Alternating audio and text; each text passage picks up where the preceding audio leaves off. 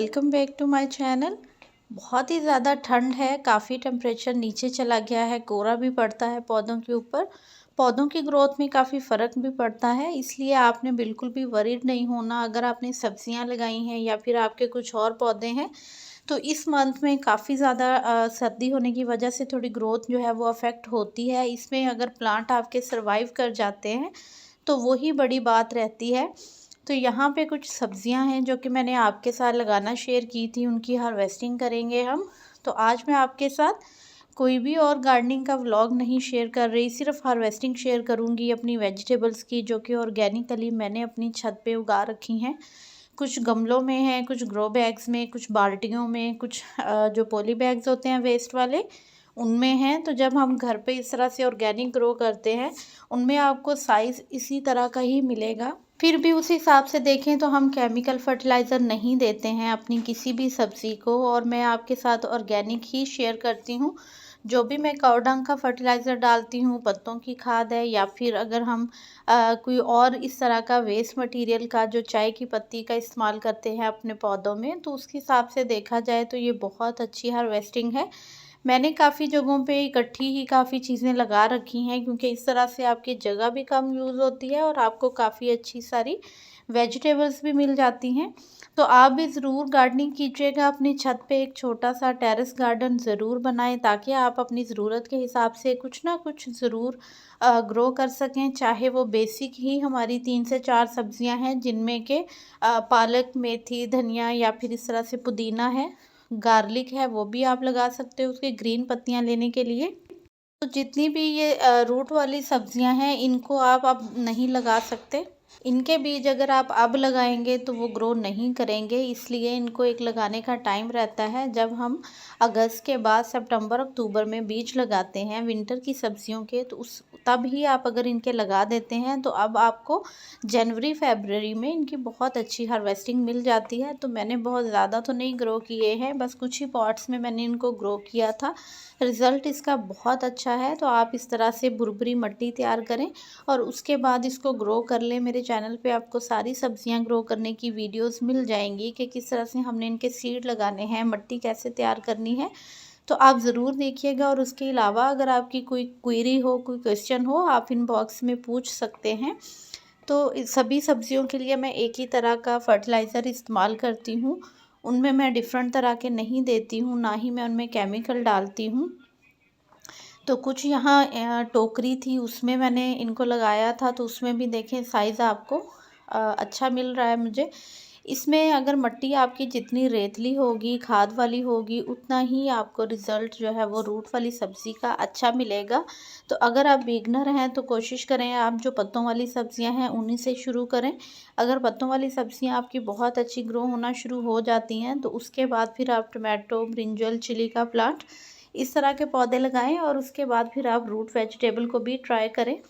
तो इंशाल्लाह रिज़ल्ट आपको अच्छे मिलेंगे। शर्त यह है कि आपके थोड़े बीज अच्छे होने चाहिए। जब आपके बीज अच्छे होंगे तो फिर आपको जो है वो हार्वेस्टिंग भी अच्छी लगेगी।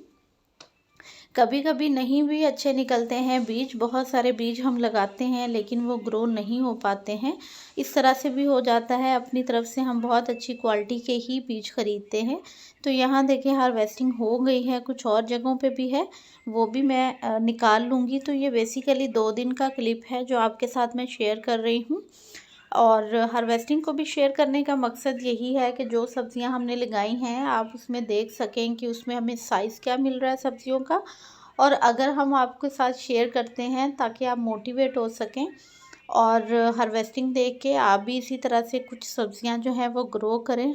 तो इसीलिए मैं हार्वेस्टिंग की वीडियोस कभी कभी यहाँ आपके साथ शेयर कर देती हूँ।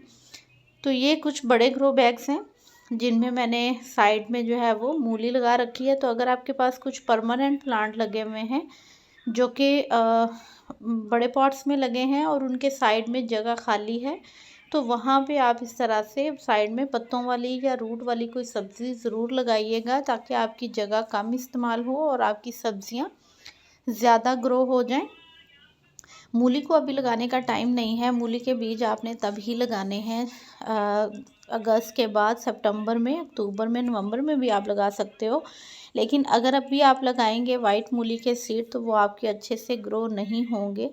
तो और गाजर हो गई, मूली है, इस तरह से ये शलजम है, बीट रूट है, तो इनके आप अभी नहीं लगाइएगा बीज।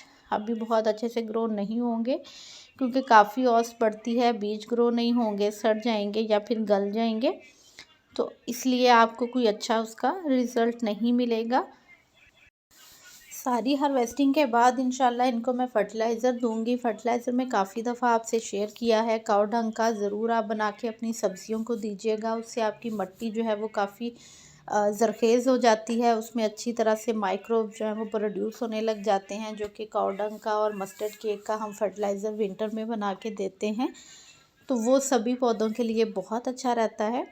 ब्रिंजल जो है वो एक ही प्लांट ऑलमोस्ट रह गया है मेरे पास और उसमें भी एक एक करके फ्रूटिंग आ रही है। तो धनिया है कुछ पुराना ही लगा हुआ, जो नए बीज मैंने लगाए थे और आपके साथ शेयर भी किए हैं, वो अभी जर्मिनेट नहीं हुए, मैंने कवर करके रख रखा है उनको। तो अगर आपने नहीं लगाए हैं और वीडियो भी नहीं वॉच किया है तो आप ज़रूर वॉच कीजिएगा और उसी मेथड से आप धनिया को लगाइएगा। आपके बीज जो है वो कुछ ही दिन में जर्मिनेट हो जाएंगे और फिर आपके पास धनिया जो है वो जब ग्रो होना शुरू हो जाए तो उसको फिर ओपन कर दें और जितनी उसको धूप लगेगी, रोशनी मिलेगी, उतना ही वो अच्छे से ग्रो होंगी।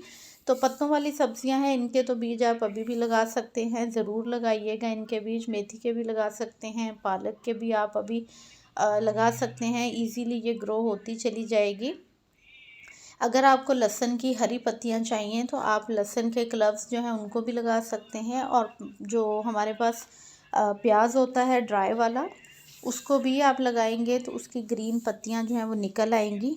अगर आपको ग्रीन अनियन चाहिए तो उसके अलावा स्प्रिंग अनियन जो है वो बीज से लगेंगे, वो अभी नहीं लगेंगे, वो आगे फरवरी मार्च में जाके लगेंगे। अगर आप नर्सरी से ख़रीदना चाहेंगे तो आपको नर्सरी में भी वो फरवरी मार्च के बाद ही मिलेंगे, अभी आपको उसकी पनीरी नहीं मिलेगी। तो इसलिए कुछ वेजिटेबल्स हैं, उनके टाइम्स हैं, जब हम उनको टाइमली लगा लेते हैं तो फिर हमें अच्छी हार्वेस्टिंग मिल जाती है और हम अच्छा किचन गार्डन जो है वो अपना बना पाते हैं। तो पत्तों वाली सब्जियों की, मूली की बहुत अच्छी हार्वेस्टिंग जो है वो रही है मेरी ओवरऑल। जब भी मैंने इनको ग्रो किया है बाल्टियों में, ग्रो बैग में, बहुत अच्छे से ये ग्रो हो जाती हैं। बीज में हमेशा इनके देसी ही यूज़ करती हूँ जो मुझे लोकल मार्केट से मिल जाते हैं। तो उसमें एक इनफ साइज़ रहता है जो कि आपको मिल जाता है, क्योंकि इसको हम केमिकल नहीं देते। तो केमिकल वाली जो मूली है वो आपको पता ही है मार्केट में किस साइज़ में अवेलेबल है। तो आप ऑर्गेनिक ग्रो करें, इसका टेस्ट भी बहुत अच्छा होता है जो हम मार्केट से लाते हैं उससे। तो अभी काफ़ी सारी हैं जो तैयार हो रही हैं और काफ़ी तैयार हो चुकी हैं, तो जैसे जैसे ज़रूरत हो निकालते जाएं। घर पे लगी हुई सब्ज़ी का यही फ़ायदा है। चैनल पे पहली बार आ रहे हैं, वीडियो को देख रहे हैं तो सब्सक्राइब ज़रूर कर दीजिएगा, वीडियो को लाइक शेयर करना मत भूलिएगा। तो कहीं ना कहीं अगर आप मोटिवेट हुए हैं तो 2 से 3 सब्जियां ग्रो करके देखिएगा, इंशाल्लाह बहुत अच्छे रिज़ल्ट आपको मिलेंगे। दुआओं में याद रखिएगा। अल्लाह हाफिज़।